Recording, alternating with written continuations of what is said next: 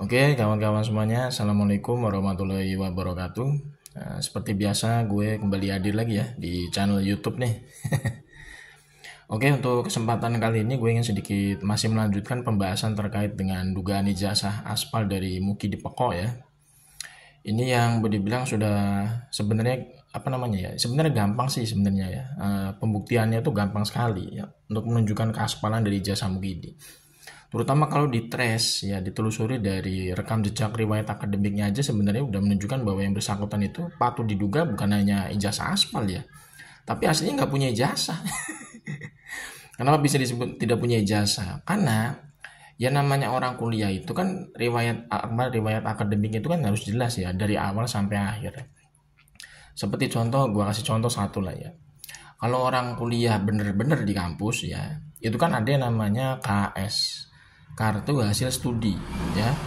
Kartu hasil studi itu kan bisa menjadi bukti otentik ya seorang mahasiswa itu beneran ya kuliah di kampus tersebut. Jadi dalam kartu hasil studi atau KHS itu kan di situ terlihat mata kuliah apa aja, kemudian nilainya gitu ya. Dan itu tiap semester harus ada. Bukan transkrip nilai loh ya. Jadi kartu hasil studi itu harus ada tiap semester buat jadi bukti otentik yang bersangkutan itu pernah kuliah. Ya kan dari semester awal sampai akhir gitu kan. Kemudian KRS ya, kartu rencana studi ya. Setiap mahasiswa yang kuliah itu pasti punya KRS, kartu rencana studi, yang istilahnya di situ menjadi domain dari pembimbing akademik ya. Untuk apa? Untuk mengarahkan mahasiswa itu ya mengambil mata kuliah apa aja yang lebih bagus gitu kan untuk tiap semesternya gitu kan. Di situ kan pasti ada yang namanya bukti otentik ya, dokumen dari kartu rencana studi. Jadi kalau misalkan Mukidi itu benar-benar emang kuliah di UGM, harusnya dia punya ya dari kampus itu, UGM itu menyediakan yang namanya kartu rencana studi atau KRS dari seseorang yang bernama Jokowi atau Mukidi gitu ya kita sebut saja. Ini kan sama sekali dari pihak UGM sendiri tidak bisa menunjukkan yang namanya kartu rencana studi tiap semester yang diambil oleh Mukidi ya kan. Kemudian kartu hasil studi KS itu juga sama, tiap semesternya itu pihak UGM itu nggak bisa menunjukkan riwayat akademik dari Mukidi selama kuliah di Fakultas Kehutanan UGM. Kartu hasil studi, kartu rencana studi itu harus ada tiap semesternya. Baru nanti terakhir itu muncul yang namanya transkrip nilai gitu kan ya. Jadi jangan ujuk-ujuk langsung transkrip nilai, tapi riwayat akademik yang dari awal itu harus ada. Ya kan, kartu rencana studi, kartu hasil studi itu harus ada tiap semesternya. Masa ujuk-ujuk transkrip nilai yang muncul kan, itu kan agak aneh gitu kalau kita lihat dari rekam jejak seorang mahasiswa ya kan. Kemudian yang selanjutnya itu adalah terkait dengan KKN atau istilahnya kalau zaman sekarang itu magang namanya ya. KKN itu ya kuliah kerja nyata itu harus ada namanya bukti otentik secara laporan gitu kan. Orang magang, orang kuliah itu, orang magang atau orang KKN itu pasti mendokumentasikan dalam bentuk laporan. Jadi nggak bisa KKN atau magang itu cuma sekedar oh dia KKN di wilayah ini, di daerah ini, tapi nggak ada bentuk dokumentasi laporannya.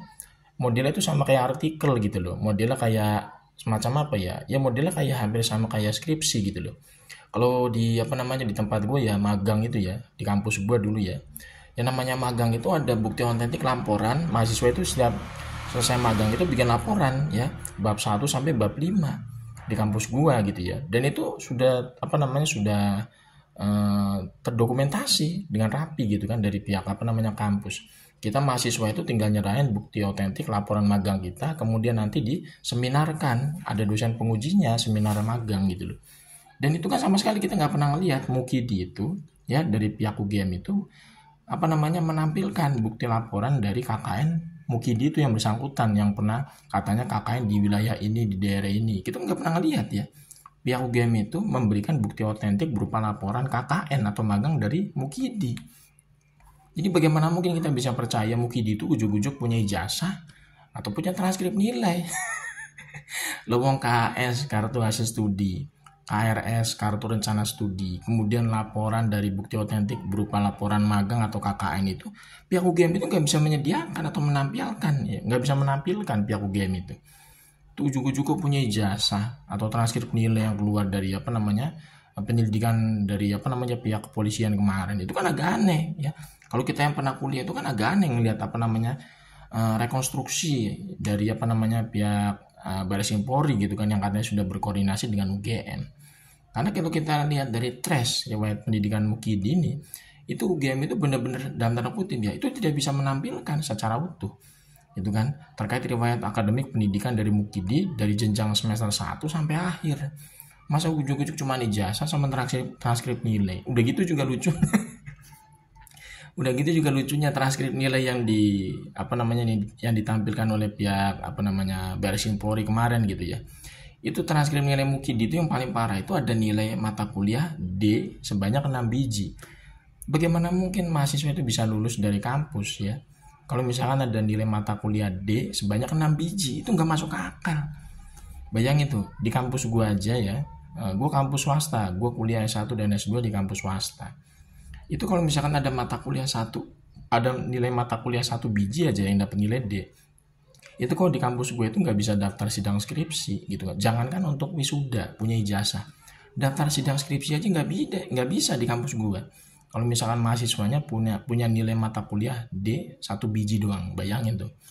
Jadi ini nggak mungkin bisa diterima akal sehat kita gitu ya. Udah KRS-nya juga nggak jelas gitu kan dari pihak UGM.